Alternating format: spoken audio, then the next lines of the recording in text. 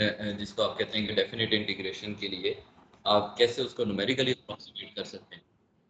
उसके लिए हमारे पास जो प्रोसीजर है वो ये था कि हम एक पोलिनोमियल कंस्ट्रक्ट कर लेते हैं करस्पॉन्डिंग टू दैट फंक्शन, और फिर उस पोलिनोमियल की इंटीग्रेशन करके न्यूमेरिकल क्वाड्रेचर का फार्मूला डिटरमिन कर लेते हैं, और उस न्यूमेरिकल क्वाड्रेचर के फार्मूले की मदद से फिर आप डेफिनेट इंटीग्रल को अप्रोक्सीमेट कर सकते हैं, या सम केसेस में आप एग्जैक्टली डिटरमिन कर सकते हैं। तो अगर हमारे पास फंक्शन जो है उसको हम लीनियर लेग्रांज पोलिनोमियल की फॉर्म में एक्सप्रेस कर सकें, तो उस केस में हमारे पास जो पोलिनोमियल है p1 ऑफ x वो कुछ इस फॉर्म का बन जाता है। और फिर जब हम इस पोलिनोमियल p1 ऑफ x को इंटीग्रेट करते हैं, तो हमने लास्ट लेक्चर में देखा था कि आफ्टर इंटीग्रेशन हमारे पास एक फार्मूला ड्राइव हो जाता है, और जिस फार्मूले को हम कहते हैं ट्रेपेजॉइडल रूल।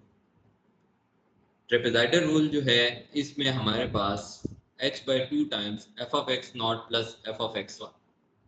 इस फार्मूले में हमें दो इंफॉर्मेशन रिक्वायर्ड है, एक फंक्शन की वैल्यू रिक्वायर्ड है और एक distance between two nodes required.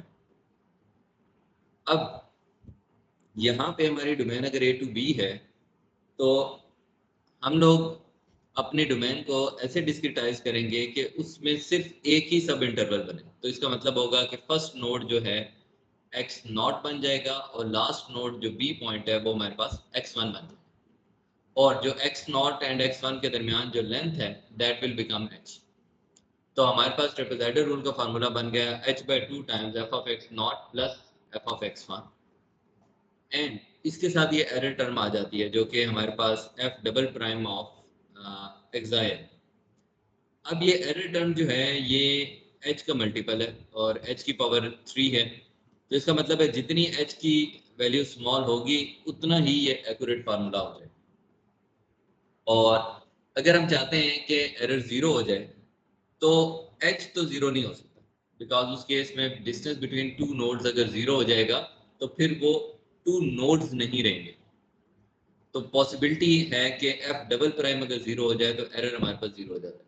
और double derivative of a function zero कब होता है? कि जब हमारे पास फंक्शन कांस्टेंट हो या लीनियर फंक्शन हो, तो उस केस में हमारे पास डबल डेरिवेटिव ऑफ फंक्शन जो होता है वो जीरो हो जाता है। तो इसका मतलब ये हो गया कि ट्रेपेजॉइडल रूल जो है वो एग्जैक्ट वैल्यू देगा इंटीग्रल की उस केस में जब हमारे पास जो फंक्शन है जिसको हम इंटीग्रेट कर रहे हैं वो हमारे पास लीनियर पॉलिनोमियल हो या कांस्टेंट फंक्शन हो। अब इसी आइडिया को एक्सटेंड करते हैं कि अगर हम Lagrange first order polynomial utilize कर सकते हैं टू डेवलप क्वाड्रेचर फार्मूला, तो फर्स्ट ऑर्डर से ज़्यादा एक्यूरेट होता है सेकंड ऑर्डर लेग्रांज पॉलिनोमियल। तो लेट्स सी कि अगर हम second order Lagrange polynomial utilize करें तो उसकी मदद से क्या क्वाड्रेचर फार्मूला जो है वो हमारे पास बन जाए। तो लेग्रांज सेकंड ऑर्डर पॉलिनोमियल के लिए हम लोग जानते हैं कि हमें तीन नोड्स रिक्वायर्ड होते हैं, x not, x1 and x2। तो हमारे पास अगर तीन नोड्स हों तो इसकी मदद से आप सेकंड ऑर्डर लेग्रांज पॉलिनोमियल लिख सकते हैं। तो हमारे पास जो सेकंड ऑर्डर का लेग्रांज पॉलिनोमियल है वो बन जाता है p2 of x is equals to l not of x into f of x not plus l1 of x into f of x1 plus l2 of x into f of x। अब यहाँ पे l not of x की value जो है वो हमारे पास equal होती है x माइनस x1। सर क्या मैं सवाल कर सकता हूँ एक? जी बेटा कर सकते हैं। सर जैसे हम जो हमारा पिछला टॉपिक था न्यूमेरिकल डिफरेंशिएशन उसको हमने खत्म करके न्यूमेरिकल इंटीग्रेशन में किया, यानी उसके बरक्स काम कर रहे हैं, यानी उसका रिवर्स जा रहे हैं। तो ये टॉपिक जो शुरू हुआ उसमें आया एलिमेंट्स ऑफ न्यूमेरिकल इंटीग्रेशन। इससे क्या मुराद होगी? एलिमेंट्स यानी क्या? हम यानी क्या पढ़ रहे हैं एलिमेंट्स में? जैसे हमने डिफरेंशिएशन में भी बात की थी कि यहाँ पे कंटिन्यूस डेरिवेटिव कैलकुलेट करना हमारे लिए प्रॉब्लम था। तो इस केस में भी जब हम इंटीग्रेशन की बात करते हैं तो हमारे पास जो इशू है वो ये है कि हम डेफिनेट इंटीग्रल को एज ए कंटिन्यूस इंटीग्रल के तौर पे इंटीग्रेट नहीं कर सकते। तो हमें उसको सब पार्ट्स में डिवाइड करना पड़ता है, और वो बेसिकली आप ये कह लें कि वो जो डिवीजन है यानी कि कंटिन्यूस डोमेन से डिस्क्रीट डोमेन में ले आना, that is what we call कि हम उसको डिस्क्रिटाइज करके फिर इंटीग्रेट करें। तो यहाँ पे जो एलिमेंट्स ऑफ न्यूमेरिकल इंटीग्रेशन है, ये कोई एलिमेंट लाइक फिजिक्स या वो एलिमेंट नहीं है, it is just as a part of numerical integration के इंटीग्रेशन हम कैसे परफॉर्म कर सकते हैं, that's what it is meant by elements of numerical integration.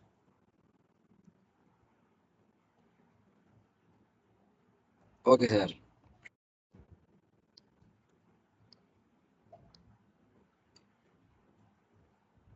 L not of x हमारे पास इक्वल होता है x minus x one into x minus x two divided by x not minus x one into x not minus x two. L one of x हमारे पास equal होता है x minus x not into x minus x two divided by x one minus x not into x one minus x.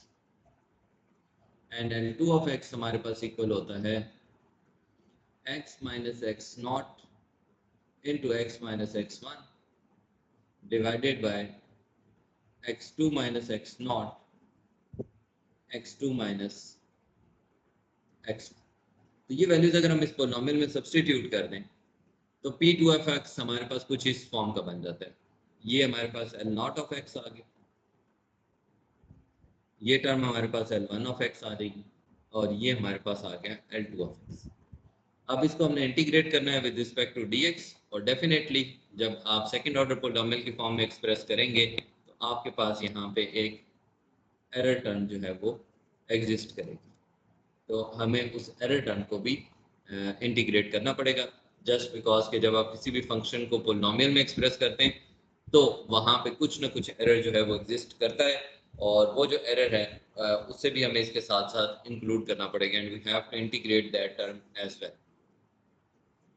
अब यहाँ पे आप देखें कि l not of x into f of x not, ये जो टर्म्स हैं इन्हें हमने x की रिस्पेक्ट से इंटीग्रेट करना है, और यहाँ पे जिन टर्म में x एग्जिस्ट कर रहा है वो हैं हमारे पास x minus x one and x minus x two. बाकी तमाम टर्म्स जिनका सब्सक्रिप्ट है वो सब कांस्टेंट है, वेदर वो x नॉट हो, x1 हो या f ऑफ x नॉट हो। तो इसका मतलब है ये दो टर्म्स जो हैं बेसिकली ये डिपेंडेंट है ऑन x पे, ये जो प्रोडक्ट है न्यूमरेटर में। तो इस प्रोडक्ट की मदद से आपने इंटीग्रेशन परफॉर्म करना है। अगर मैं इस प्रोडक्ट को एक्सपेंड कर दूं तो ये मेरे पास कुछ इस फॉर्म में बन जाएगी, यानी कि अगर मैं यहाँ पे लिख लूँ x minus x not x minus x one into x minus x two, तो इसको अगर आप एक्सपेंड कर लें तो ये आपके बन जानी है x square minus x one time x minus x two time x and plus x one x two, ये आपके पास बन जाए। अब ये जो टर्म है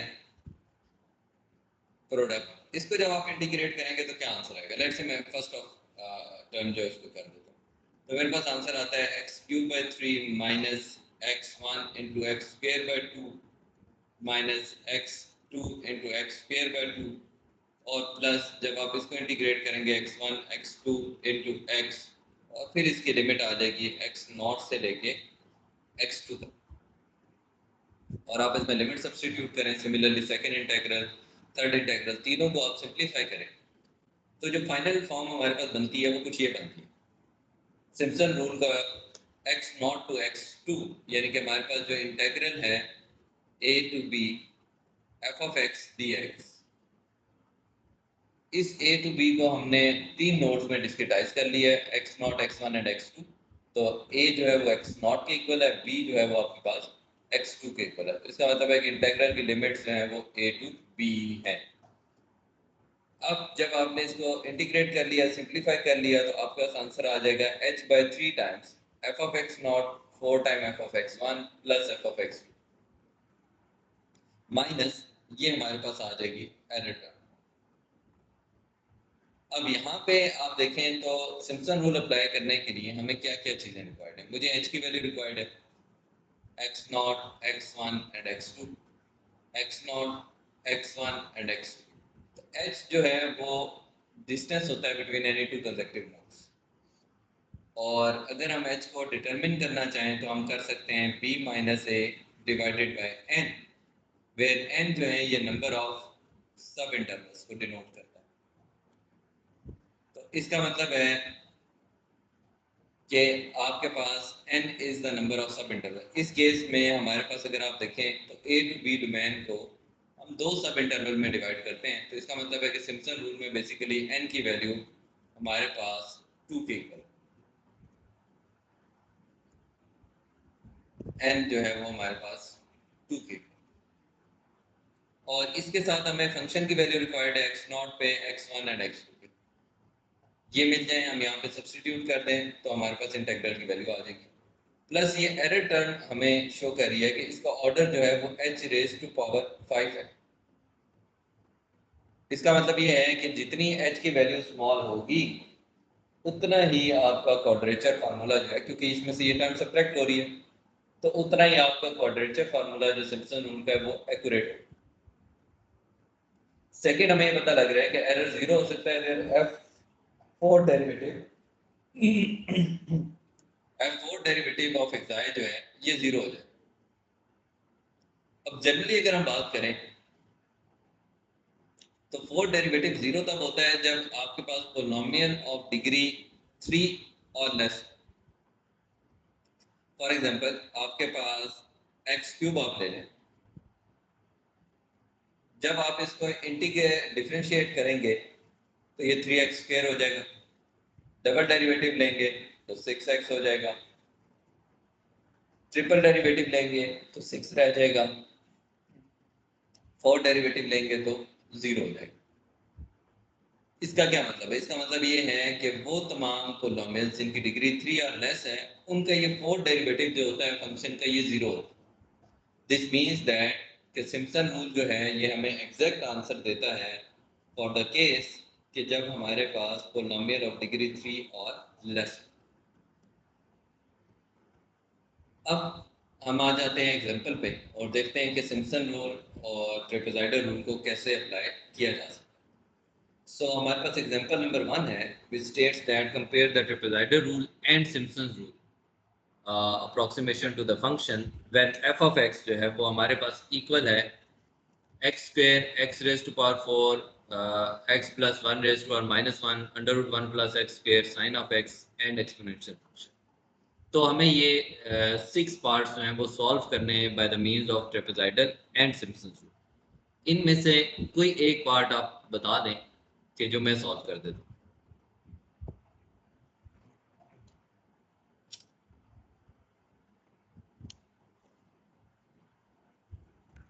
sir D part D part कर देते हैं। डी पार्ट है हमारे पास अंडर रूट 1 प्लस एक्स, और इसको हमने इंटीग्रेट करना है over the limit 0 to 2 dx।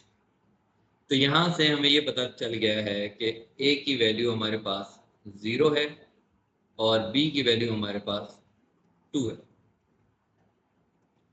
आ जाते हैं ट्रेपेजॉइडल रूल पे। ट्रेपेजॉइडल रूल जो है इसका फार्मूला हमारे पास है h/2 times f of x not plus f of x1, and यहाँ पे हमारे पास एरर टर्म आ जाए। हमें वैल्यू रिक्वायर्ड है h की, f of x नॉट की, f of x1 की। तो h जो है वो हमारे पास इक्वल होता है b minus a divided by n। b की वैल्यू है 2, a की वैल्यू है 0 और n आप देखें जब हम ट्रेपेजॉइडल रूल के लिए डोमेन को डिस्क्रिटाइज करते हैं तो हमारे पास एक ही सब इंटरवल बनता है। x नॉट जो है वो 0 के इक्वल हो जाएगा और x1 हमारे पास 2 के इक्वल हो जाएगा। तो इसका मतलब है इस केस में n की वैल्यू 1 हो जाएगी। h जो है वो हमारे पास आ जाएगा इक्वल्स टू 2। इसके अलावा हमें फंक्शन की वैल्यू चाहिए at x not and function की वैल्यू चाहिए एट एक्स वन। तो अगर हम फंक्शन की वैल्यू एट एक्स नॉट, जी सर ये n को हमने 1 किस बेसिस पे लिया है कि एक डिस्टेंस है? एक सब इंटरवल है, अच्छा ठीक है। यानी कि आपने अपने डोमेन 0 to 2 को डिस्क्रिटाइज किया है विद वन सब इंटरवल, तो यहाँ पे n की वैल्यू 1 हो जाएगी। अब एफ ऑफ एक्स नॉट जो है ये हमारे पास इक्वल हो जाएगा एफ ऑफ 0 के, तो यहाँ पे हम पुट कर दें अंडर रूट 1 प्लस 0, जो कि आंसर हमारे पास आ जाएगा 1। एंड एफ ऑफ एक्स 1 जो है ये हमारे पास इक्वल हो जाएगा एफ ऑफ 2 के, x की जगह हम 2 पुट कर देंगे, और ये हो जाएगा हमारे पास अंडर रूट 1 प्लस 2 स्क्वेयर, तो ये हमारे पास बन जाएगा अंडर रूट 5। तो हमारे पास फंक्शन की वैल्यू आ गई एक्स नॉट पे, फंक्शन की वैल्यू आ गई एक्स वन पे, तो हम यहाँ पे सब्सटीट्यूट कर दें। इक्वल को मैंने अप्रोक्सीमेशन से चेंज कर दिया है क्योंकि यहाँ पे मैं एरर टर्म नहीं लिखना चाह रहा, dx। तो ये मेरे पास बन जाएगा h by 2, 2 divided by 2 times f of x naught which is 1, f of x1 which is under root 5, और इसको अगर हम सिंप्लीफाई कर लें तो हमारे पास जो आंसर है वो आ जाता है ट्रेपेजॉइडल के केस में 3.326। तो यहाँ पे हमारे पास आंसर आ जाएगा 3.326। अब ये ट्रेपेजॉइडल रूल अप्लाई होगा। अगर हम ट्रेपेजॉइडल रूल की एरर फाइंड करना चाहें तो उसका फार्मूला हमारे पास है h³/12 f double prime of एक्साई। तो एरर टर्म जो है वो हमारे पास इक्वल है h³ divided by 12 into f double prime of एक्साई। एक्साई क्या चीज़? एक्साई आपके पास 0 से लेके 2 के दरमियान है, यानी कि जो आपकी डोमेन है वही एक्साई है, लेकिन एक्साई पॉइंट वो है, इज अ पॉइंट वेयर, जहां पे आपके पास double derivative of function has maximum value. तो आप लोग कैलकुलस से जानते हैं कि फंक्शन की मैक्सिमम वैल्यू या तो एंड पॉइंट्स पे होती है या क्रिटिकल पॉइंट पे होती है। सो जिस पॉइंट पे एफ डबल प्राइम ऑफ एक्साई की मैक्सिमम वैल्यू आती है वो पॉइंट जो है वो आपके पास एक्साई बन जाता है। तो इसका मतलब है कि आप अपने फंक्शन का डबल डेरिवेटिव ले लें, तो एफ ऑफ एक्स जो है ये आपके पास है अंडर रूट 1 प्लस एक्स, एक डेरिवेटिव आप लेंगे तो ये आ जाएगा under root 1/2 time under root 1 plus x, और आप डबल डेरिवेटिव ले लें तो आपके पास आ जाएगा 1/-1/4 टाइम, सॉरी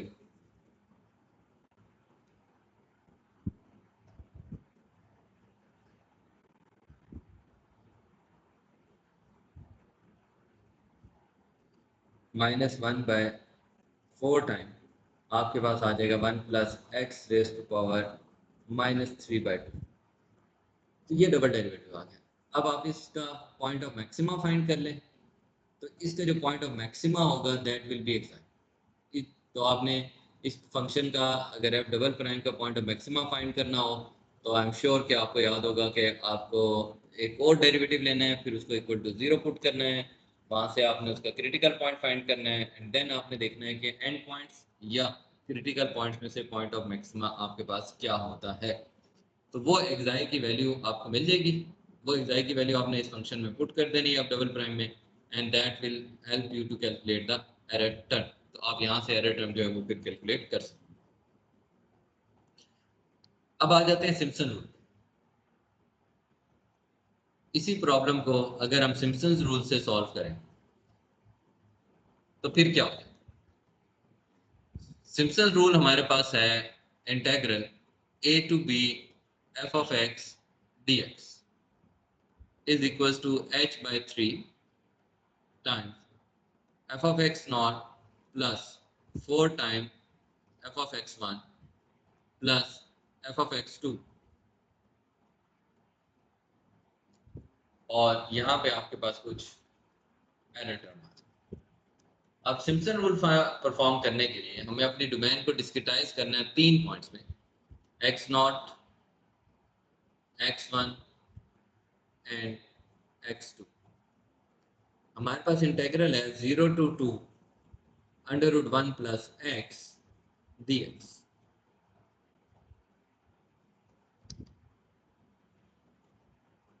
सॉरी बच्चों, मैंने यहाँ पे इंटेग्रल √1 प्लस एक्स स्क्वेयर है, तो यहाँ पे भी आपका इंटेग्रल √1 प्लस एक्स स्क्वेयर आ जाएगा। बाकी ठीक है, जस्ट यहाँ पे एक्स स्क्वेयर मेंशन नहीं किया, और I think the same mistake यहाँ पे भी है, 1 प्लस एक्स स्क्वेयर है। तो जब आप यहाँ पे इसको करेंगे इंटीग्रेट, डिफरेंशिएट करेंगे, तो यहाँ पे ये 2x भी आएगा, and then definitely double derivative भी जो है वो आपका अकॉर्डिंगली चेंज हो जाएगा। तो आप यहाँ पे इसको दोबारा डिफरेंशिएट करके डबल डेरिवेटिव की वैल्यू कैलकुलेट कर सकते हैं।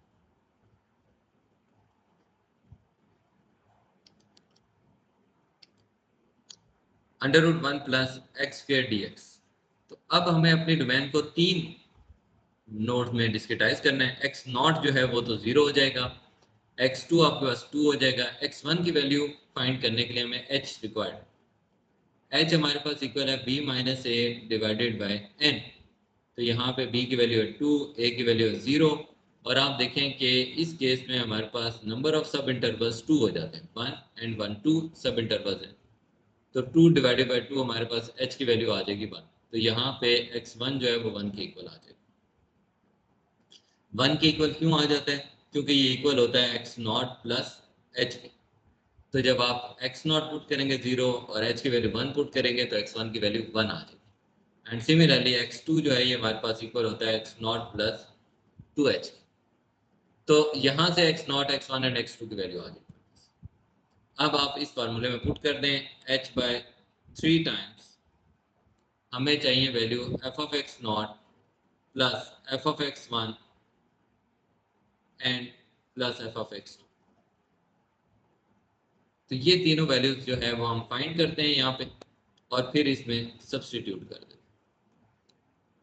आप यहाँ पे फंक्शन की वैल्यू x0 पे फाइंड कर रहे हैं, तो इसका मतलब है कि आपके पास वैल्यू है f(0), जो कि हो जाएगी √1 plus 0 square is equal to 1। फिर आपको वैल्यू चाहिए f ऑफ x1 की, जो कि हमारे पास बन जाएगी f ऑफ 1 √1 प्लस 1 स्क्वेयर, और ये आपके पास आ जाएगी √2। फिर हमें वैल्यू चाहिए f ऑफ x2 की, और ये हमारे पास आ जाएगा f of 2, and that will be equals to 1 plus 2 square, and that makes it √5। तो हमारे पास f of x0, f of x1 and f of x2 की वैल्यू आ गई है। अब यहाँ पे ये वैल्यू हमने इस फार्मूले में सब्स्टिट्यूट कर देनी है, तो हमारे पास अप्रॉक्सीमेटली जो आंसर आ रहा है √1 plus x square dx, that is approximately equals to h की वैल्यू है आपके पास 1 divided by 3 times f of x0 1, 4 times square root of 2 plus square root of 5। और इसको हम अगर सिंप्लीफाई कर लें तो ये हमारे पास आंसर आ जाता है 2.964। तो इस केस में आंसर हमारे पास आ जाएगा 2.964। अगर हम रिकॉल कर लें कि हमने क्या किया है, तो सिम्पसन रूल के लिए सबसे पहले हमने अपने डोमेन को डिस्क्रिटाइज किया, फिर हमने h की वैल्यू फाइंड की है, सो दैट के जो मिडल में नोड्स लाई करते हैं आप उनकी वैल्यू कैलकुलेट कर सकें। उसके बाद आपने फंक्शन की वैल्यू कैलकुलेट किया तमाम नोड्स पे, और इस फार्मूले में सब्स्टिट्यूट कर। Then you have to do some computational work, calculator punching है, और कैलकुलेटर की मदद से आप आंसर जो है वो कैलकुलेट कर सकते हैं। तो ये हमारे पास प्रोसीजर है कि हम सिम्पसन रूल कैसे अप्लाई कर सकते हैं। अब अगर हम आ जाएं कंपैरिजन पे कि डिफरेंट जो फंक्शंस हैं जिनको हमने ट्रेपेजॉइडल और सिम्पसन्स की मदद से इंटीग्रेट किया है, तो हमारे पास क्या डिफरेंस आ रहा है। तो टेबल 4.7 हमें ये शो कर रहा है कि अगर एक्स स्क्वायर को over the interval 0 to 2 integrate किया जाता तो एग्जैक्ट आंसर आ रहा था 2.667, और ट्रेपेजॉइडल रूल से हमारे पास अप्रोक्सीमेशन आ रही है 4, और सिम्पसन रूल से आंसर आ रहा है 2.667। तो इसका मतलब ये हुआ कि हमें ये पता चला है कि आपके पास सिम्पसन रूल तो एग्जैक्ट वैल्यू दे रहा है, जबकि ट्रेपेजॉइडल रूल में एक सिग्निफिकेंट एरर जो है वो एग्जिस्ट कर रहा है। ऐसा क्यों? ऐसा इसलिए है कि जिस फंक्शन को हमने इंटीग्रेट किया है वो सेकंड ऑर्डर का पॉलिनॉमियल, और हम लोग जानते हैं कि ट्रेपेजॉइडल रूल जो है वो एग्जैक्ट आंसर देता है फॉर द केस व्हेन आपके पास जो पॉलिनॉमियल है वो डिग्री 1 का हो या कांस्टेंट। तो दैट्स व्हाई यहाँ पे एरर जो है वो एग्जिस्ट कर रहा है और सिग्निफिकेंट एरर एग्जिस्ट कर रहा है।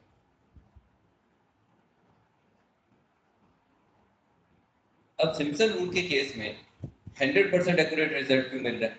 बिकॉज आपके पास पॉलिनॉमियल डिग्री 2 का है, और सिम्पसन रूल में जो एरर की टर्म है वो होती है डिग्री 4 की, डेरिवेटिव ऑफ ऑर्डर 4। तो अगर पॉलिनॉमियल का ऑर्डर 3 या उससे लेस हो तो सिम्पसन रूल एग्जैक्ट आंसर दे। तो क्योंकि इस केस में पॉलिनॉमियल का ऑर्डर 3 से लेस है, देयरफॉर सिम्पसन रूल का जो आंसर है वो एग्जैक्टली मैच कर रहा है एग्जैक्ट वैल्यू से। जब हम बात करते हैं एग्जैक्ट वैल्यू की तो इसका मतलब ये होता है कि जो आप कैलकुलस के अप्रोच से इंटीग्रल को सॉल्व करके आंसर कैलकुलेट करते हैं, that is what an exact value. अब आ जाए नेक्स्ट x4 पे। x4 के केस में एग्जैक्ट आंसर है 6.4, ट्रेपेजॉइडल रूल आंसर दे रहा है 16 एंड सिम्पसन रूल जो है वो आंसर दे रहा है 6.667। तो आप देख सकते हैं कि ट्रेपेजॉइडल रूल में एक हाई एरर जो है वो एग्जिस्ट कर रहा है, और ये जो लार्ज एरर एग्जिस्ट कर रहा है वंस अगेन इसकी रीजन यही है कि ट्रेपेजॉइडल रूल जो है वो मोस्ट एक्यूरेट होता है जब फंक्शन का ऑर्डर जो है पॉलिनॉमियल का ऑर्डर 1 हो या उससे लेस। तो देयरफॉर इस केस में क्योंकि ऑर्डर मजीद रेज हो गया तो यहाँ पे एरर भी काफ़ी ज़्यादा हो। वाइल अगर हम सिम्पसन के साथ देखें तो इस केस में अब सिम्पसन 100% मैच नहीं कर रहा एग्जैक्ट वैल्यू से, और कुछ ना कुछ एरर एग्जिस्ट कर रहा है। और वंस अगेन वो एरर क्यों एग्जिस्ट कर रहा है? बिकॉज अब जो हमारे पास पॉलिनॉमियल है जिसको हमने इंटीग्रेट किया है उसका ऑर्डर जो है वो 4 है। तो सिम्पसन एग्जैक्ट आंसर देता है only for the polynomial of degree 3 और लेस। तो इस केस में फिर सिम्पसन जो है उसका आंसर 100% एक्यूरेट नहीं। फिर आप आ जाए नेक्स्ट पे तो हम देख सकते हैं कि सी पार्ट में भी हमारे पास 1.099 है, ट्रेपेजॉइडल 1.33 दे रहा है, सिम्पसन 1.111 दे रहा है। तो अगर हम कंपेयर करें तो सिम्पसन रूल जो है उसका आंसर क्लोज्ड है एग्जैक्ट वैल्यू के as compare to trapezoidal rule. And the same observation goes for D, E and F part, कि यहाँ पे भी हमारी ऑब्जर्वेशन यही है कि सिम्पसन रूल जो है उसका जो वैल्यू है वो क्लोज है एग्जैक्ट वैल्यू के एज कंपेयर टू के वंस जो हमने ट्रेपेजॉइडल रूल की मदद से कैलकुलेट। तो जनरल हमारी कंक्लूजन ये ड्रा होती है कि सिम्पसन रूल जो है वो बेटर परफॉर्म कर रहा है, बेटर आंसर्स दे रहा है as compare to trapezoidal rule generally for all class of variables. और जितना आपका ऑर्डर रेज होता जा रहा है, लाइक x4 हो रहा है, x5 होगा, x6 होगा, वैसे वैसे सिम्पसन में भी एरर जो है वो इंक्रीज होता जाएगा। तो दिस मीन्स दैट कि जितना हायर ऑर्डर का पॉलिनॉमियल होगा उतना आपका जो सिम्पसन और ट्रेपेजॉइडल रूल में एरर है वो भी सिग्निफिकेंट होता जाएगा, बढ़ता जाएगा।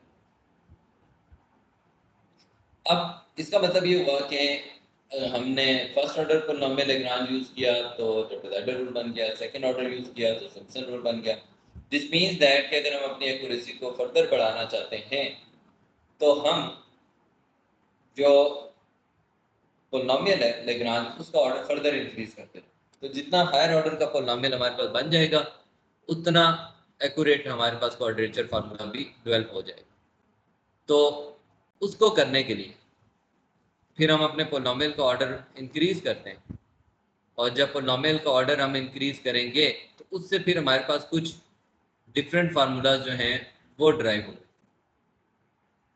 बेसिकली जो हमने ट्रेपेजॉइडल रूल और सिम्पसन रूल डिस्कस किए हैं ये बेसिकली एक स्पेशलाइज्ड फार्मूलाज थे from a general class of formula जिनको हम कहते हैं न्यूटन कोट्स फार्मूला। और ये जो न्यूटन कोट्स फार्मूला हैं इनकी 2 टाइप्स हैं। One of them are open Newton Cotes formula and second जो है इन्हें हम कहते हैं close Newton Cotes formula. Open Newton Cotes formula जो है ये एंड पॉइंट्स को इंक्लूड नहीं करता। इसका मतलब है कि आपकी जो डोमेन के एंड पॉइंट्स होते हैं they are not included as nodes. A और बी जो होते हैं इन्हें हम एज ए नोड के तौर पे इंक्लूड नहीं करते, और इन बिटवीन ए और बी हम नोड्स कंस्ट्रक्ट करते हैं। इसका मतलब क्या होगा? इसका मतलब ये होगा कि मेरे पास नोड है, फर्स्ट नोड है, सेकंड नोड है, इसको लेट से आप ए के इक्वल ले लें, थर्ड नोड है, फोर्थ नोड है, एंड सो ऑन। तो पहला और लास्ट नोड जो है ये एक्सक्लूडेड है, आप इनको डोमेन में इंक्लूड नहीं करेंगे। यानी कि अपने फार्मूला की न्यूमेरिकल क्वाड्रेचर फार्मूला की डेरिवेशन के लिए इन दो नोड्स को यूटिलाइज नहीं करेंगे।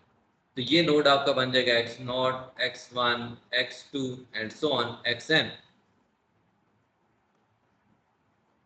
और ये जो नोड है xn प्लस 1, और ये जो नोड है जिसको आप x माइनस 1 कह दें, ये दोनों नोड्स एक्सक्लूडेड हैं। तो इसका मतलब है आपकी डोमेन की डिस्क्रिटाइजेशन पे तो कोई फर्क नहीं पड़ेगा, आपके पास x0 से xn नोड्स ही अपीयर होंगे फार्मूला में, लेकिन ओनली डिफरेंस ये होगा कि आपने ए और बी को एक्सक्लूड कर दिया होगा, यानी कि फर्स्ट और लास्ट नोड जो है ये इंक्लूडेड नहीं होंगे। तो इसकी मदद से जो हम क्वाड्रेचर फार्मूला ड्राइव करते हैं उन्हें हम कहते हैं ओपन न्यूटन कोट्स फार्मूला, यानी कि उसमें एंड पॉइंट्स जो हैं वो इंक्लूड नहीं होते। और यहाँ पे डेफिनेटली जो h की वैल्यू होती है वो फिर डिफरेंट हो जाती है, क्योंकि अब हमारे पास total number of sub intervals जो है वो n नहीं बनते, बल्कि आप देखें तो x0 से xn तक n number of sub intervals हैं। तो ये वाला इंटरवल और फर्स्ट इंटरवल दो एडिशनल सब इंटरवल भी बन रहे हैं, तो h की वैल्यू आ जाएगी b minus a divided by n plus 2। तो ये हमारे पास डिफरेंस है ओपन न्यूटन कोट्स फार्मूला। लेकिन हमारे कोर्स का जो पार्ट है वो सिर्फ क्लोज न्यूटन कोट्स फार्मूला है, तो इसलिए हम ओपन के जो फार्मूलाज हैं उनको ड्राइव भी नहीं करेंगे और अप्लाई भी नहीं करेंगे। अब क्लोज न्यूटन कोट्स फार्मूला में हमारे पास जो डोमेन है उसमें एंड पॉइंट्स को इंक्लूड किया जाता है, यानी कि एक्स नॉट पॉइंट जो कि हमारा फर्स्ट नोड है ए के इक्वल, और हमारे पास जो लास्ट नोड है xn माइनस 2, xn माइनस 1 एंड xn। तो लास्ट नोड जो है ये दोनों इंक्लूड है, x not b and xn is equal to b. तो ये हमारी डोमेन में इंक्लूडेड है। इसका मतलब है कि जब आप डिस्क्रिटाइजेशन परफॉर्म करेंगे तो इन दोनों नोड्स को बीच में शामिल रखेंगे कि ये दोनों आपकी डोमेन का पार्ट हैं। तो this is what we called close Newton Cotes formula, और इस केस में h जो है वो b minus a divided by n के इक्वल।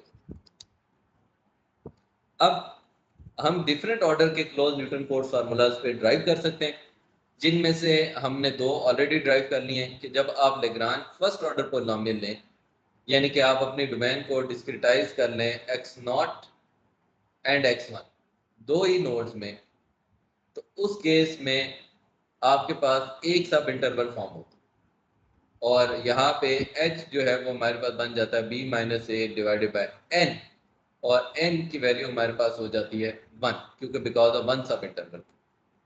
तो ये जो वन सब इंटरवल आपके पास बन रहा है, इसके लिए हमारे पास जो फार्मूला ड्राइव होता है वो बन जाता है ट्रेपेजॉइडल रूल, और हम फंक्शन को as a Lagrange first order polynomial के तौर पे एक्सप्रेस करते हैं।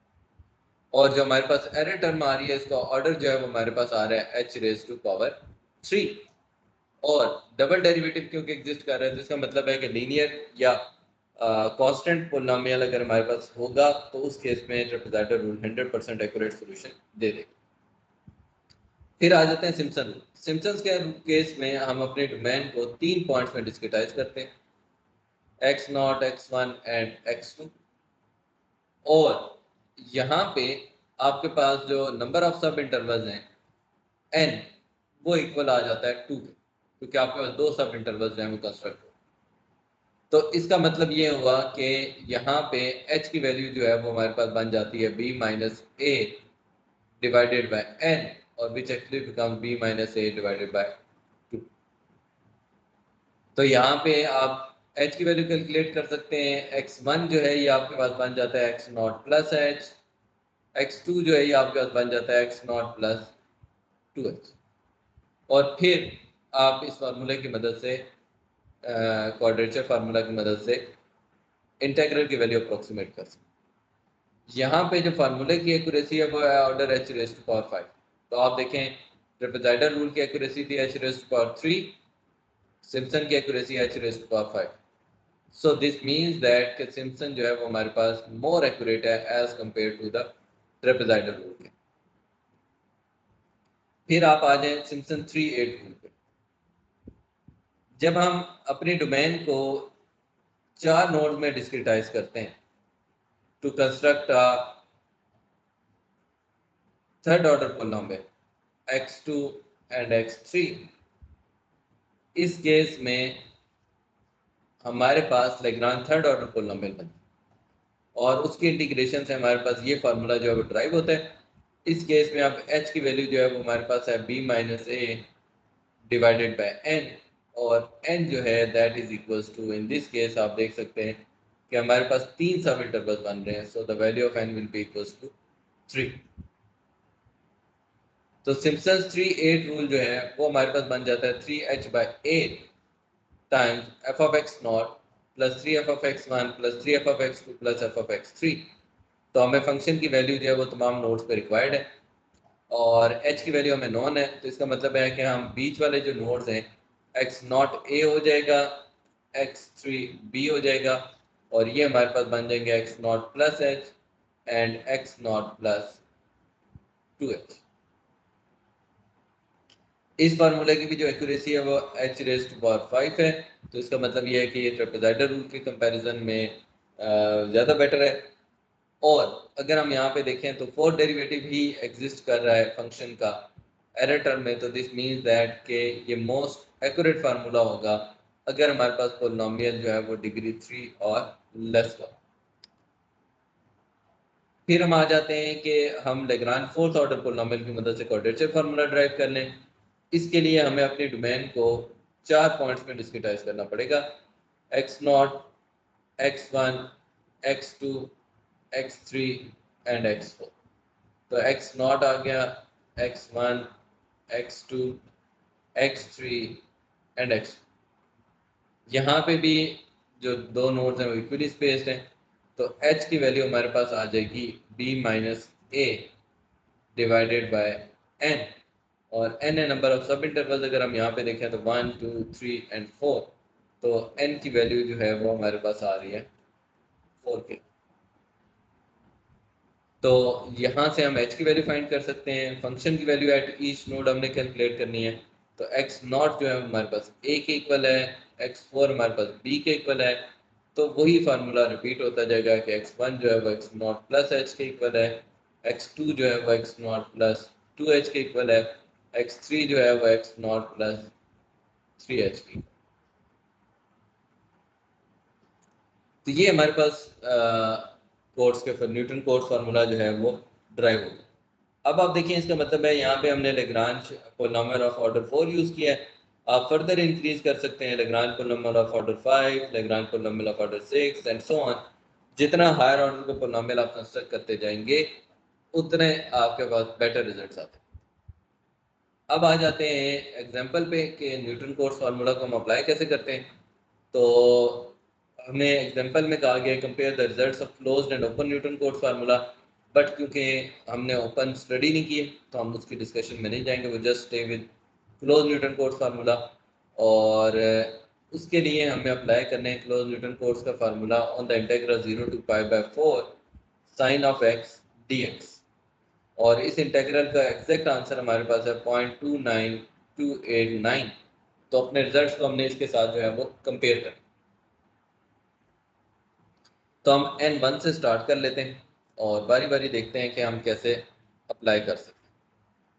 So for n is equals to 1 हमारे पास integral 0 to π/4 sin of x dx, इसको हम ट्रेपेज़ॉइडल रूल की मदद से अप्रोक्सीमेट कर सकते हैं। और ट्रेपेज़ॉइडल रूल हमारे पास होता है h/2 times f of x not plus F of x one.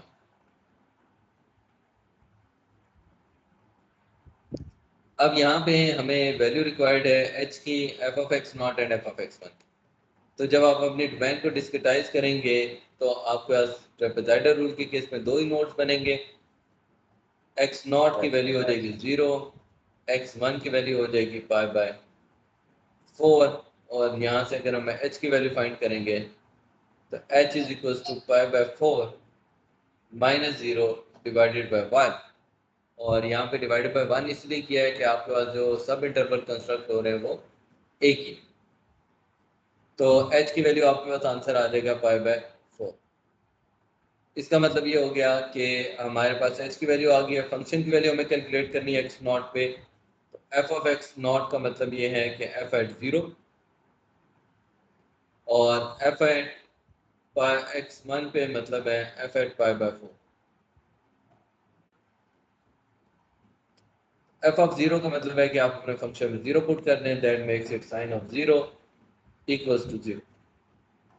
And f of pi by 4 का मतलब है आप अपने फंक्शन में x की जगह पाई बाय 4 सब्स्टिट्यूट कर दें, तो हमारे पास आ जाएगा साइन ऑफ पाई बाय 4।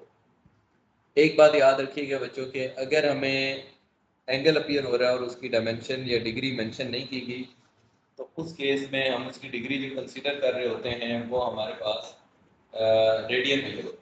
तो यहाँ पे आप अपने कैलकुलेटर को रेडियन मीटर में कन्वर्ट करना है टू अप्लाई दिस फार्मूला, क्योंकि अक्सर ये होता है कि हम रेडियन मीटर में कन्वर्ट नहीं करते and as a result of that हमारा आंसर जो है वो गलत आ। ओके, हमारे पास फंक्शन की वैल्यू आ गई है एक्स नॉट पे एंड एक्स वन पे। तो अब हम यहाँ पे वैल्यू सब्स्टिट्यूट कर देते हैं अपने फार्मूला में। जब सब्स्टिट्यूट कर देंगे तो हमारे पास बन जाएगा that is equal to h की वैल्यू हमारे पास आ गई है pi by 4 divided by 2 times f of x naught, which is sine of 0 and sine of pi by 4। तो जब आप ये वैल्यू कैलकुलेट करेंगे तो that comes out to be, हमारे पास आ रही है अप्रोक्सीमेटली दैट वैल्यू इज 0.27768। तो that comes out to be 0.27768।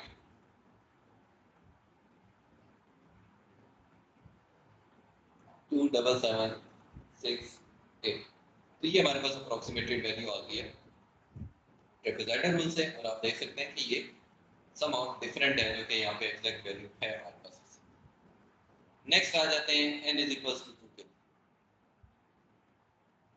n is equals to 2 के केस में हमारे पास फार्मूला है 0 to pi by 4 sin of x dx is equals to I should write that approximately equals to, because हम error term नहीं लिखना चाह रहे, h by 3 times f of x naught plus 4 times f of x1 plus f of x2। इसका मतलब है कि यहाँ पे हमें अपनी डोमेन को तीन नोड्स में डिस्क्रिटाइज करना है। तो x not, x1 and x not जो है ये हमारे पास 0 हो जाएगा, x2 हमारे पास हो जाएगा पाई बाय 4। x1 की वैल्यू क्या होगी उसके लिए हमें h कैलकुलेट करना है। h हमारे पास होता है b minus a divided by n। तो b की वैल्यू है पाई बाय 4, a की वैल्यू है 0, n जो है हमारे पास नंबर ऑफ सब इंटरवल है। तो आप देखें कि इस केस में जो हमारे पास सब इंटरवल बन रहे हैं डोमेन को डिस्क्रिटाइज करने के बाद वो दो बन रहे हैं। तो n इज इक्वल टू 2 हो जाएगा, दैट मेक्स इट कि h की वैल्यू आपके पास आ जाएगी पाई बाय 8। तो यहाँ से x1 जो है वो आपके पास आ जाएगा पाई डिवाइडेड बाय 8। x नॉट की वैल्यू आ गई, x1 की आ गई, x2 की आ गई। अब फंक्शन की वैल्यू कैलकुलेट कर लेते हैं तीनों नोड्स पे। तो जब आप फंक्शन की वैल्यू कैलकुलेट करेंगे f of x not, f of x not हमारे पास बन जाएगा f एट 0, तो that is equal to sine of 0, that comes out to.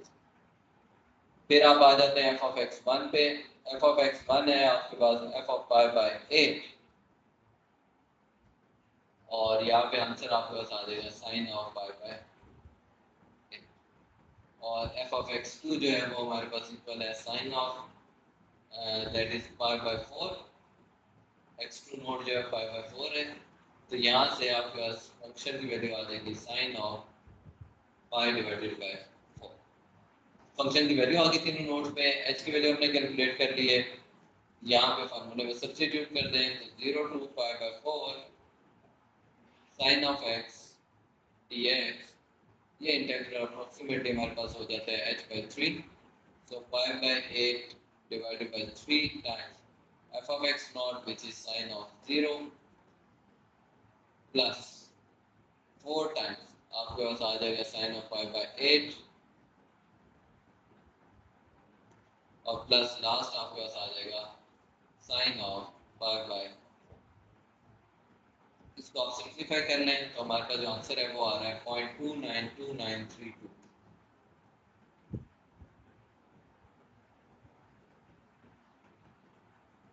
ये बात, अब आ जाते हैं n = 3 के केस में, तो आपका जो फॉर्मूला है जी बेटा। सर ये जो क्वेश्चन में वन दिया हुआ है वो हम इस्तेमाल करेंगे?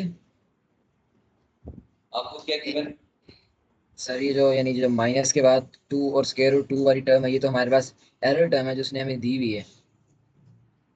नहीं बेटा, ये एरर टर्म तो नहीं है, ये तो इस इंटीग्रल को जब आप इंटीग्रेट करते हैं तो आपका आंसर आता है माइनस कॉस ऑफ एक्स, और उसमें जब वैल्यू सब्स्टिट्यूट करते हैं तो आपके पास ये लिमिट्स पुट की हुई है 5/4 है, ये उसने एग्जैक्ट वैल्यू बताई हुई है हमें। ये एग्जैक्ट वैल्यू है।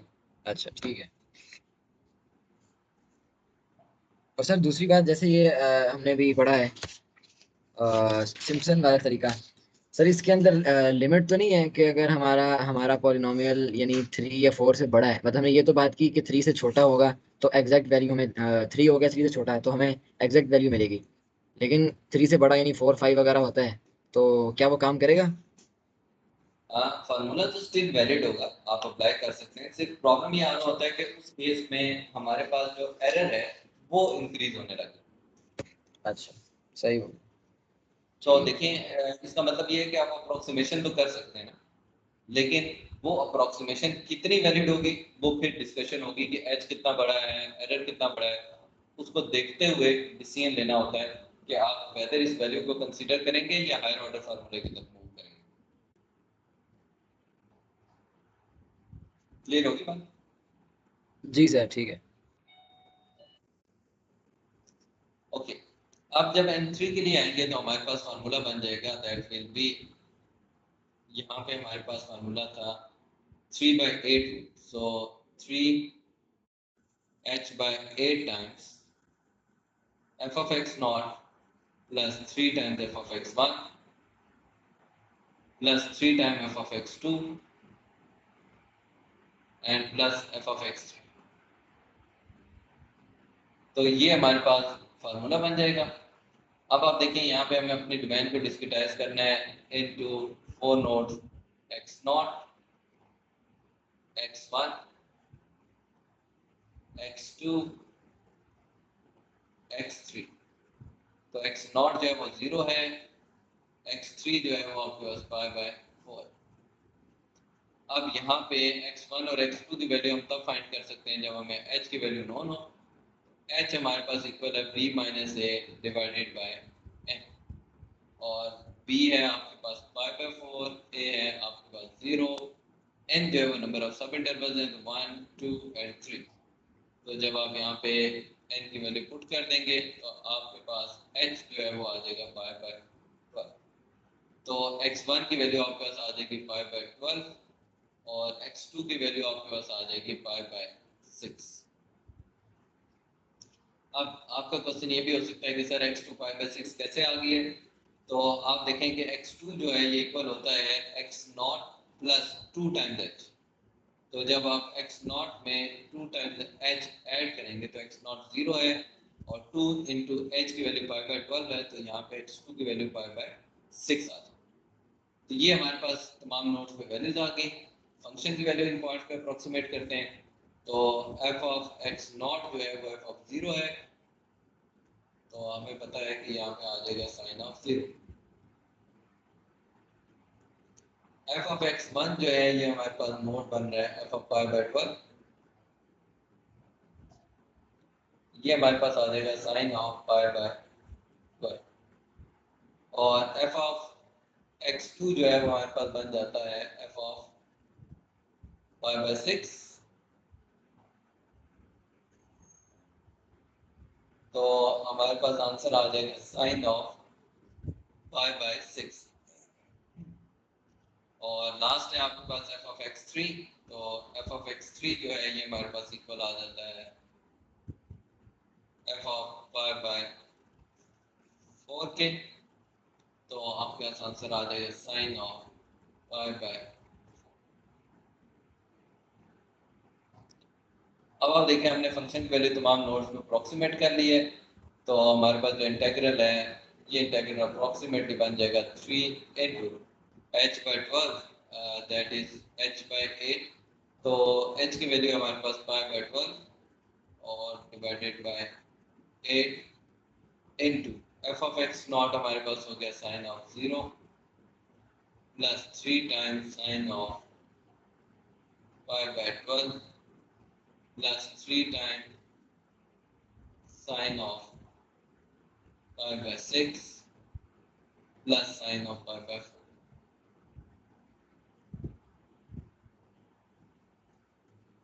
ये आप जब इसमें सब्स्टिट्यूट कर देंगे तो कैलकुलेटर की मदद से हम कैलकुलेट करेंगे आंसर, और जो कि आ जाएगा 0.292910।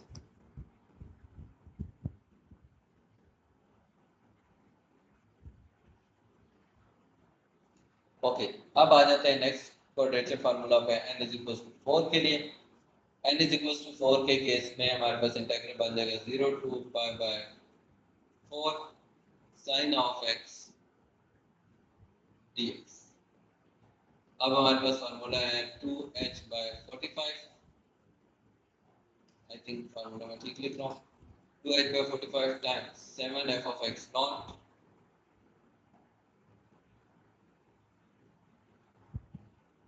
plus 32f of x1 plus 12f of x2 plus 32f of x3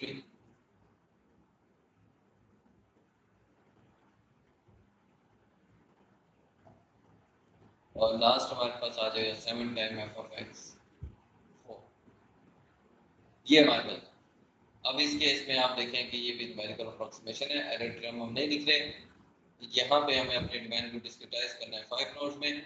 तो अगर हम इसकी डायग्राम बना लें तो x0 x1 x2 x3 and x4। तो ये हमारे पास आ जाएगा x0 is equal to 0, x4 जो है ये हमारे पास आ जाता है इक्वल टू 5/4। तो h की वैल्यू में रिक्वायर्ड है और h हमारे पास इक्वल है b minus a divided by n। b है 5/4 माइनस 0 डिवाइडेड बाय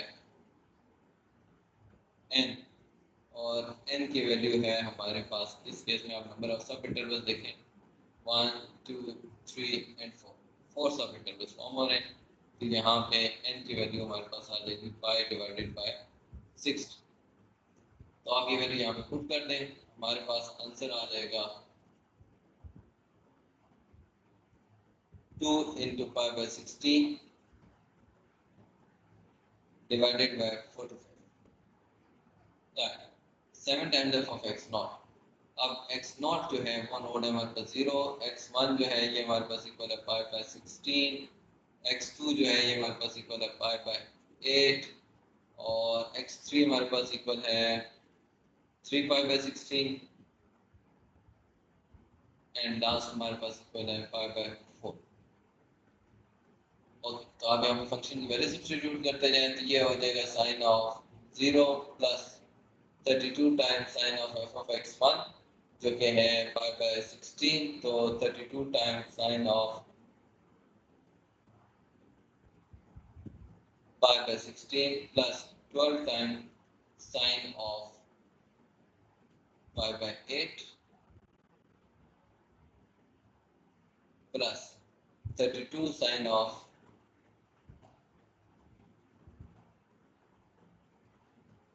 आपके पास आ जाएगा x3 विच इज 3/16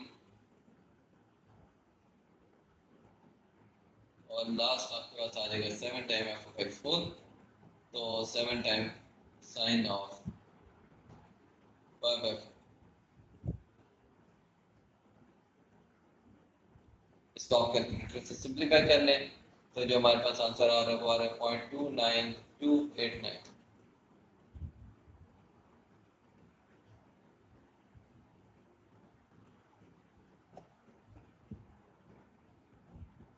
ये हमारे पास क्वाड्रेचर के फार्मूला जो है वो हम कैसे अप्लाई कर सकते हैं, हमने इन तमाम एग्जांपल्स में देखा है कि triple rule, Simpson rule, Simpson 3/8 rule and at the last जो है वो हमारे पास N4 के लिए क्वाड्रेचर फार्मूला जो है वो तमाम हमने अप्लाई कर लिए और देख लिए कि उन्हें कैसे अप्लाई कर सकते हैं। इससे रिलेटेड बच्चों आपकी कोई क्वेरी?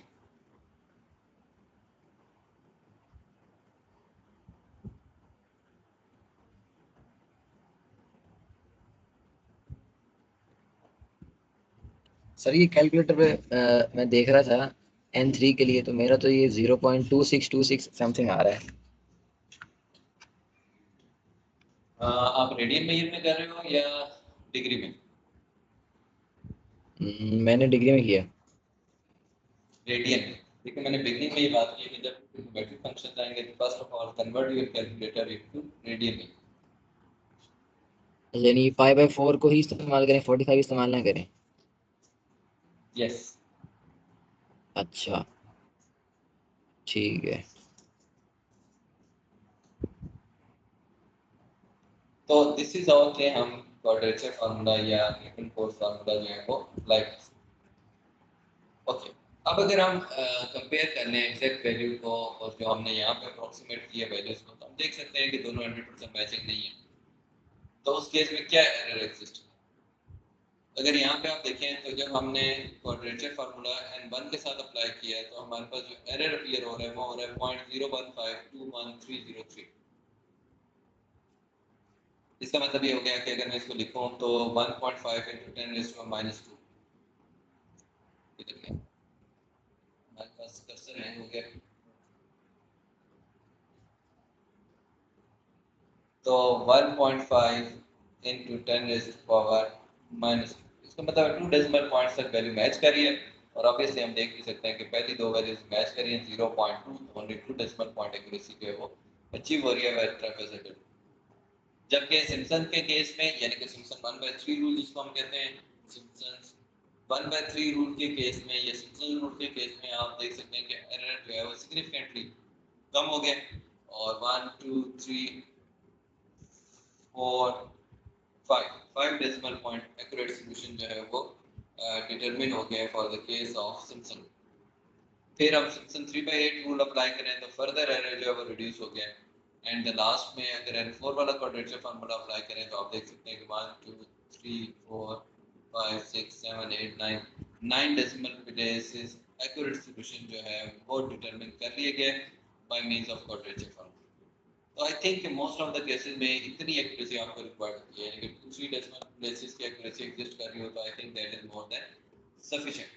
तो इस केस में the case is the same और हम देख सकते हैं कि हमारे पास वही ऑब्जर्वेशन जो पहले थी कि जैसे जैसे हम क्वाड्रेचर फार्मूला का ऑर्डर रेज कर रहे हैं वैसे वैसे हमारे पास एक्यूरेसी ऑफ द सॉल्यूशन जो है वो बेटर होती जा रही है। ओके, अब ये तो हो गया हमारे पास क्वाड्रेचर फार्मूला अप्लाई कैसे हो। अब इससे मजीद भी क्या हम बेटर फार्मूला ड्राइव कर सकते हैं? तो द आंसर इज यस कि आप N5 के लिए N6 के लिए भी फार्मूला जो है वो ड्राइव कर सकते हैं, but definitely that will be a problem as well, क्योंकि जितने हायर ऑर्डर का आप फार्मूला ड्राइव करेंगे उसमें उतने ज़्यादा number of computational steps involve होंगे फर्स्ट ऑफ ऑल। और सेकंड ये कि हम लोग, आपको याद होगा कि जब डक की एग्जांपल की थी तो हमने देखा था कि जब आप लैग्रांज का बहुत हाई ऑर्डर का पॉलिनोमियल डेवलप कर देते हैं तो वो उसमें बहुत ज़्यादा फ्लक्चुएशन आने लग जाती है, उसका वेव बिहेवियर, साइनसॉइडल बिहेवियर जो है वो बहुत जल्दी फ्लक्चुएट होने लग जाता है। तो वो भी हमारे लिए एक ट्रबलिंग चीज़ होगी। आगे चल के हम देखते हैं कि फिर हम उसको कैसे अवॉइड कर सकते हैं। अब यहाँ पे एक एग्जांपल है और given the function f at the following values, हमें फंक्शन की वैल्यूज जो है वो दे दी गई हैं और हमें कहा गया है कि आप इस इंटीग्रल को जो है वो अप्रॉक्सीमेट कर लें by using all appropriate quadrature formulas for this section. तो ये अब तक हमने जो क्वाड्रेचर फार्मूलाज पढ़े हैं, हमने देखना है कि उनमें से मोस्ट अप्रोप्रिएट हैं वो हम यहाँ पे यूज करना है।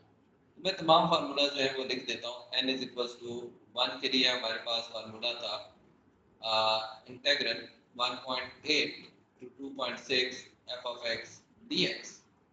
अब यहाँ पे आप देखें कि हमें फंक्शन नहीं गिवन, रेदर देन हमें फंक्शन की वैल्यूज गिवन है। इसका मतलब है कि इस प्रॉब्लम में आपका जो फंक्शन है वो टेबुलर फॉर्म में आ गया, रेदर देन कि पहले हम क्लोज फॉर्म फंक्शंस को डील कर रहे थे। अब जो एग्जांपल है इसमें हमारे पास टेबुलर फॉर्म में फंक्शन आ गया। तो मेरे पास जो क्वाड्रेचर फार्मूला है ट्रिपल रूल का वो है h by 2 times f of x not plus f of x1, ये फार्मूला बन जाता है। n2 के केस में मेरे पास फार्मूला बन जाएगा that will B approximately h by 3 times f of x not plus 4 times f of x1 plus f of x2, ये बन जाएगा। n इज इक्वल्स टू 3 के केस में हमारे पास क्वाड्रेचर फार्मूला जो है वो अप्रोक्सीमेटली बन जाएगा 3h by 8 times f of x not plus 3 times f of x1 plus 3 times f of x2 plus f of x। ये n3 के लिए बन गया। n इज इक्वल्स टू 4 के केस में हमारे पास क्वाड्रेचर फार्मूला जो है वो बन जाता है 2h by f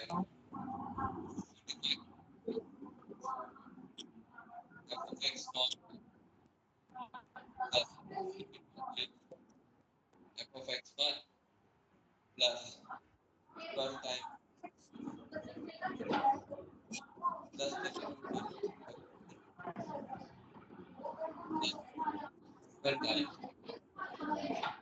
काइंडली अपनी लाइफ कर दें।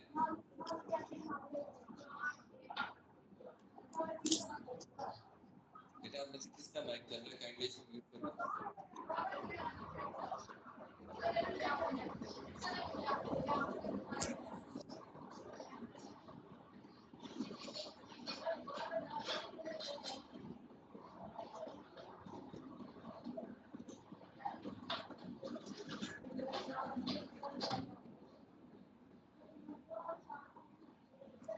आपको मेरी आवाज आ रही है?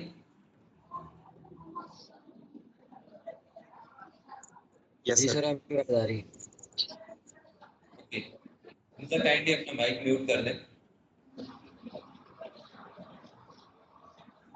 अच्छा सर, ये जो गिवन प्रॉब्लम है इसमें हमें हमारे लिए जो सबसे एक्यूरेट जो हमें आंसर देगा वो n इज इक्वल टू 4 वाला है, ऐसे ही है?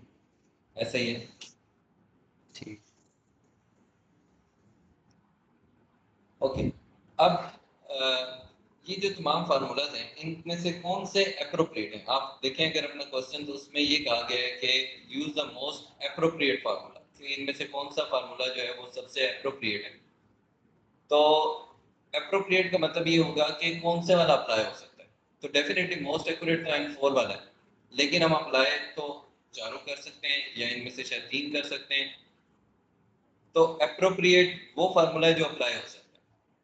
अब उसमें ज़ाहिरी बात है, ऑब्वियस है कि N4 ज़्यादा एक्यूरेट होगा और N1 कम एक्यूरेट होगा, लेकिन यहाँ पे इशू एक्यूरेसी का नहीं है। अगर हमें ये कहा जाता है कि मोस्ट एक्यूरेट फार्मूला, तो then we should have gone for n is equals to 4, but since we are called all appropriate, तो हम जो भी अप्लाई हो सकता है वो इसको एप्रोप्रिएट में ऐड करें।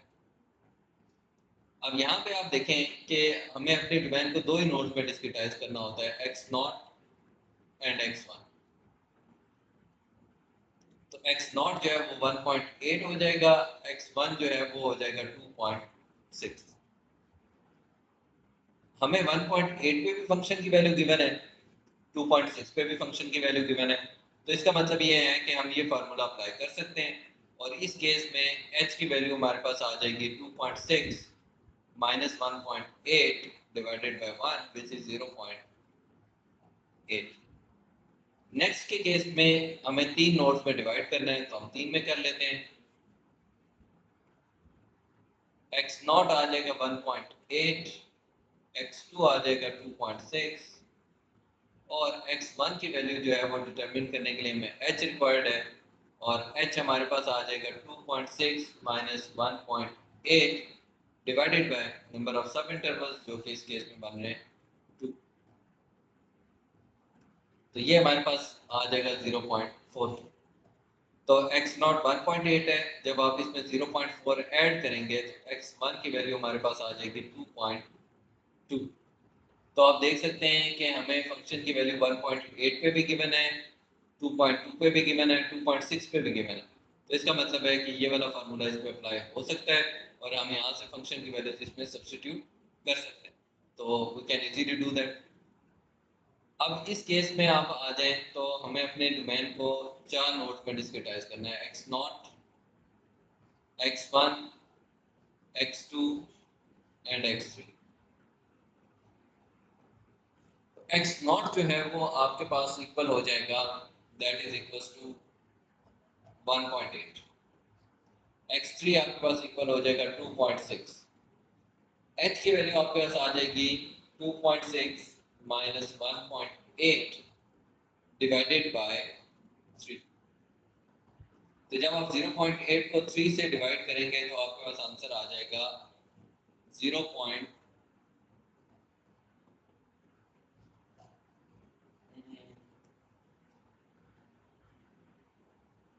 0 पॉइंट हमारे पास आ जाएगा आंसर 2 एंड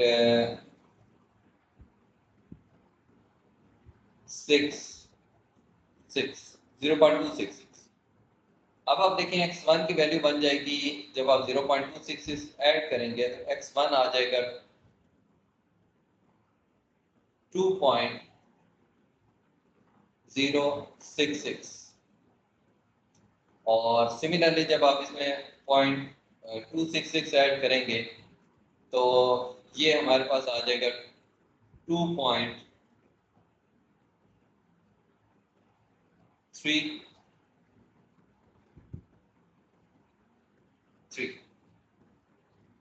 अब यहाँ पे आप इंटरेस्टिंग चीज नोट करें कि आपके पास x1 नोड है 2.066, लेकिन हमारे पास टेबल में 2.066 पे फंक्शन की वैल्यू अवेलेबल नहीं।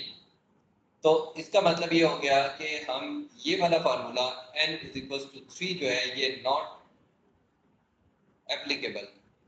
और ये क्यों एप्लीकेबल नहीं है? क्योंकि हमारे पास फंक्शन की value at 2.066 is not available. क्योंकि ये वैल्यू अवेलेबल नहीं है तो देयरफॉर हम ये वाला क्वाड्रेचर का फार्मूला जो है वो अप्लाई नहीं कर सकते and that is not appropriate. अब आ जाते हैं n4 पे। तो आपका क्या ख्याल है कि n4 वाला फार्मूला जो है ये अप्रोप्रिएट होगा या नहीं होगा? इसके केस में हमारे पास h की वैल्यू आ जाएगी 2.6 minus 1.8 divided by 4 which makes it 0.2। तो हमारे पास जो नोड्स हैं वो बन जाएंगे 0.2 की स्पेस के साथ, x0, x1, x2, x3, x4। तो क्या अब हम ये वाला फार्मूला अप्लाई कर सकते हैं? x0 जो है 1.8 हो जाएगा और हमारे पास ये जो लास्ट है ये 2.6 हो जाएगा। तो x0 आ गया, x1 की वैल्यू आ जाएगी 2.0, 2.2, 2.4 एंड 2.6। तो क्या ये वाला क्वाड्रेचर फार्मूला अप्लाई हो सकता है? क्या आपके पास गिवन डेटा में ये वैल्यूज प्रोवाइडेड है?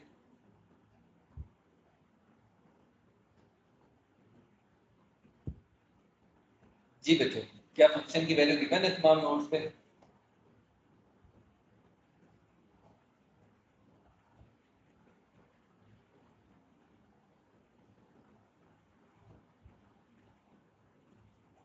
बेटा आपको आवाज आ रही है? फिर आवाज आ रही है, अब आ रही है। तो क्या n इज इक्वल टू 4 का फार्मूला इस डेटा के साथ एप्लीकेबल है या नहीं है?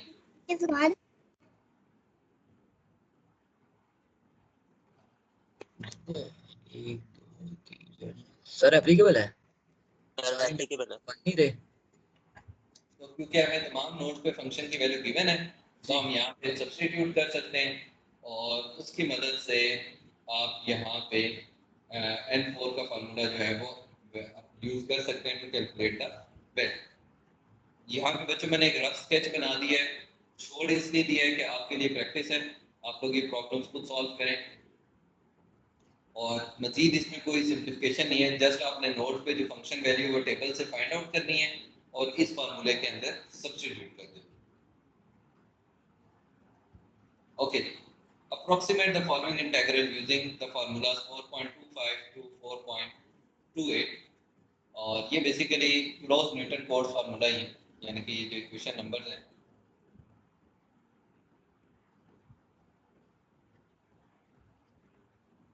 ये इक्वेशन नंबर एक्चुअली उन्हीं को रिप्रेजेंट कर रहे हैं। यहाँ पे हमारे पास a की वैल्यू है 0, b की वैल्यू है 0.1 और f ऑफ x है हमारे पास √1 प्लस x।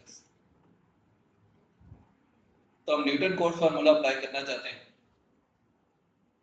तो यहाँ पे हमारे पास n1 के लिए जो फार्मूला है वो बन जाएगा 0 to 0.1 √1 plus x dx, that is approximately equals to h by 2 times f of x naught plus f of x1। तो यहाँ पे आप वैल्यू कैलकुलेट कर लें, दो ही नोड्स हैं x नॉट एंड x1, तो x नॉट नोड जो है वो 0 हो जाएगा, x1 नोड जो है वो 0.1 हो जाएगा, h की वैल्यू हमारे पास आ जाएगी 0.1 माइनस 0 डिवाइडेड बाय 1, एक ही सब इंटरवल बन रहा है 0.1, तो आप यहाँ पे सब्स्टिट्यूट कर दें 0.1 डिवाइडेड बाय 2,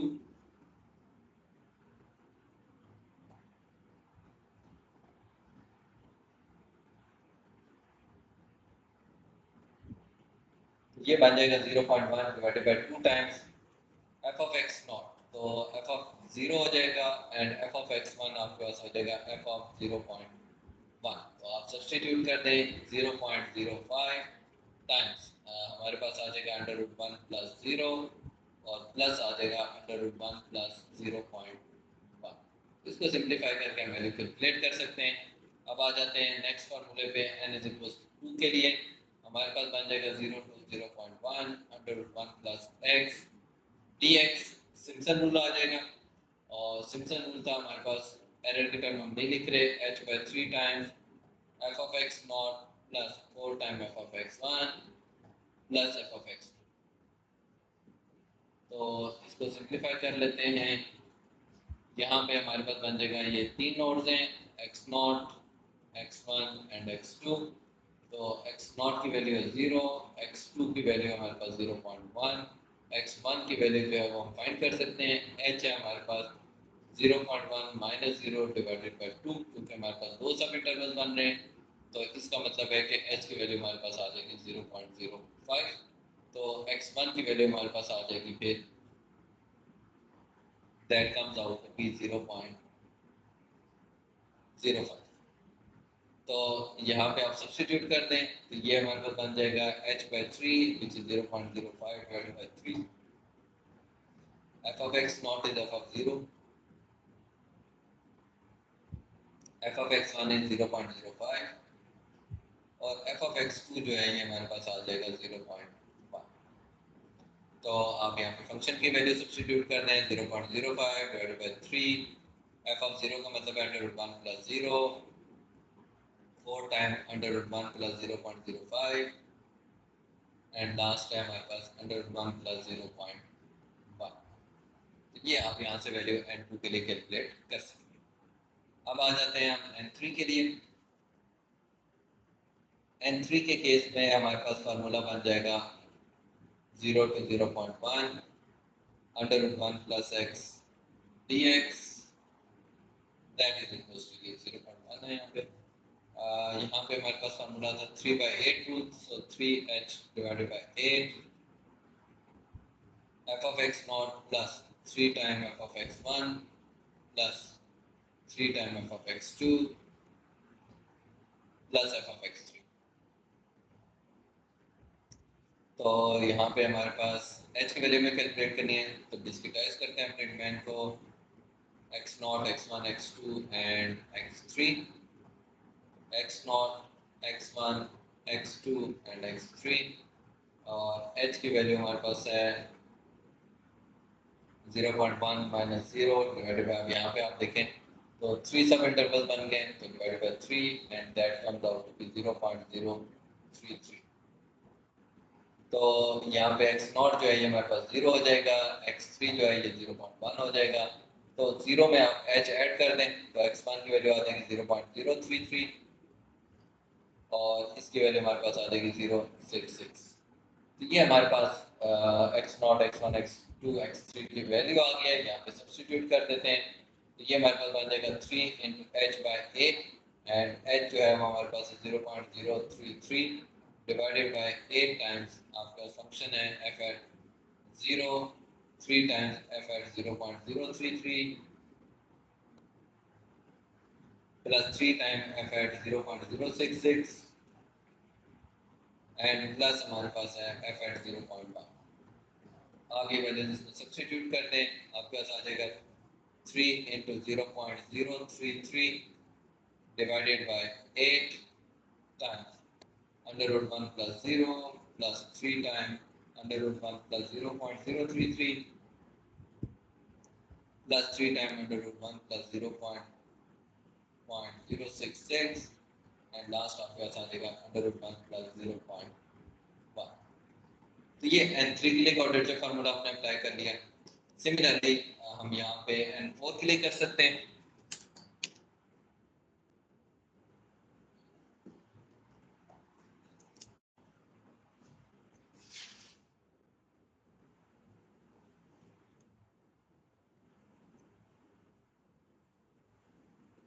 तो अगर हम यहाँ पे n4 के लिए कर लें तो हमारे पास हो जाएगा n इज इक्वल्स टू 4 और n4 का हमारे पास जो फार्मूला है दैट विल बी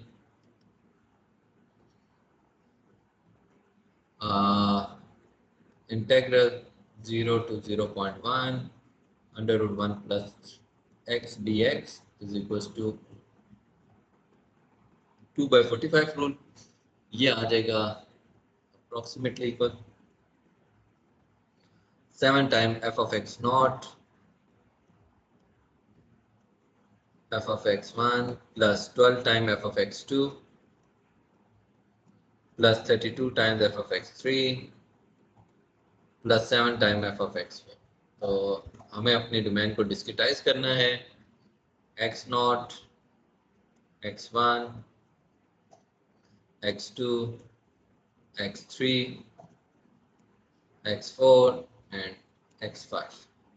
तो यहाँ पे x0 जो है वो 0 हो जाएगा, x5 0.1 हो जाएगा, h की वैल्यू हमारे पास आ जाएगी 0.1 माइनस 0 डिवाइडेड बाय, आप देखें तो 1 2 3 sorry we have to only go till x4। तो 4 सब इंटरवल्स हमारे पास बन जाएंगे, डिवाइडेड बाय 4 कर दें तो आपका आंसर आ जाएगा 0.025। h की वैल्यू आ गई तो x1 बन जाएगा 0.025, ये बन जाएगा 0.05, ये बन जाएगा 0.75 एंड देन आपके पास x4 जो है वो आ जाएगा 0.1। तो आप अपने फार्मूले में सब्स्टिट्यूट कर दें तो that is 2 into 0.025 divided by हो जाएगा 45 times 7 f of 0 plus 32 times f of 0.025 फिर हो जाएगा plus 12 time f of 0.05 and फिर हो जाएगा 32 टाइम्स f of 0.075 एंड फिर आपके पास हो जाएगा प्लस 7 टाइम f of 0.1। तो आप अपने फंक्शन में सब्स्टिट्यूट कर दें तो यहाँ पे आपका आंसर आ जाएगा 2 इंटू 0.025 डिवाइडेड बाई 45, यहाँ पे 7 times under root 1 plus 0 plus 32 times under root 1 plus 0.025 12 time under root 1 plus 0.05 plus 32 time under root 1 plus 0.075 and plus 7 time under root 1 plus 0.1। तो ये आप अप्लाई करके यहाँ से वैल्यू कैलकुलेट कर सकते हैं। तो दिस इज हाउ के न्यूमेरिकल क्वाड्रेचर के जो फार्मूलाज हैं वो हम अप्लाई कर सकते हैं। तो इससे रिलेटेड बेटा आपकी कोई क्यूरी है तो आप लोग पूछ सकते हैं।